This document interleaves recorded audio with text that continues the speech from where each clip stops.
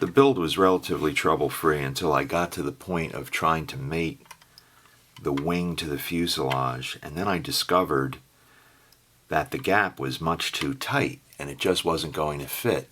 I don't know if you can see that. If you look at a lot of completed Hasegawa Hurricanes, they either have no dihedral or a negative dihedral.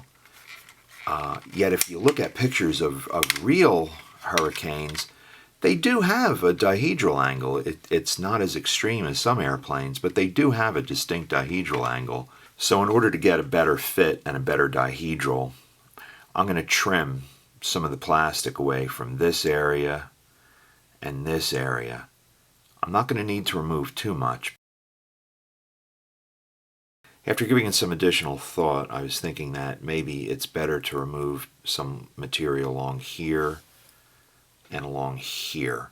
I think it'll be easier to remove a small amount of material in a very even and consistent manner from the fuselage rather than trying to remove that material from the wing root area of the wing.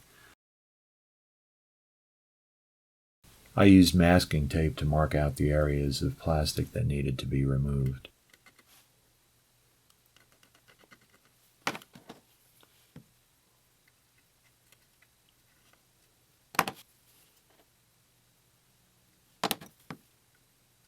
As you can see, I'm not removing much material at all. In fact, it's very, very little, but I think it'll be enough to improve the fit.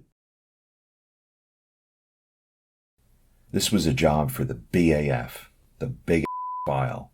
Not because I had to remove a lot of material, but because the width of the file would make it easier to remove the same amount of material from front to back.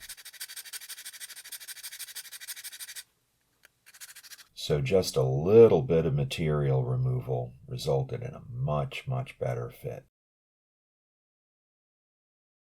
Despite my best efforts, this kit was a bit of a putty hog. I'm sure part of that was my fault. A lot of the fault has to rest with Hasegawa.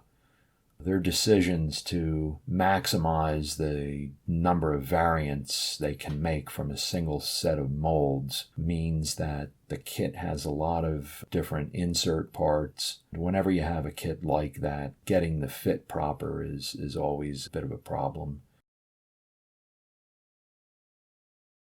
So here it is, the completed kit. Even with all the problems I experienced, I did enjoy the build.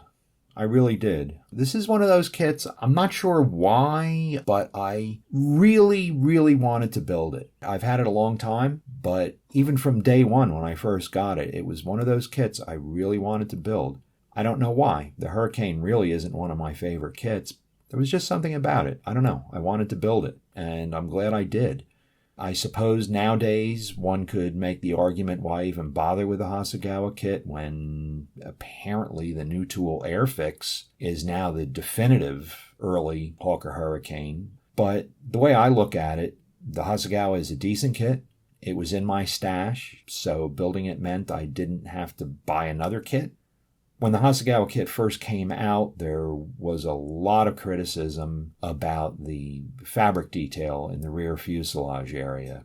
Yes, it is exaggerated, but I found under a couple coats of paint, once it's finished and it's sitting in the display cabinet, it looks just fine. Is it completely accurate? No, but it looks fine to me. Another thing Hasegawa and Tamiya gets dinged for is the quality of their decals. They say they're thick, they don't conform well. Yeah, I suppose they are thick, but I found that using Gunze's Mr. Mark Setter and Mr. Mark Softer really makes the kit decals very usable. I was very happy with the way they performed. I actually had a set of aftermarket decals I was going to use, but when I got to the decal stage, I decided to play around with the kit decals, and they went on just fine. So I used them, and I'm very happy I did.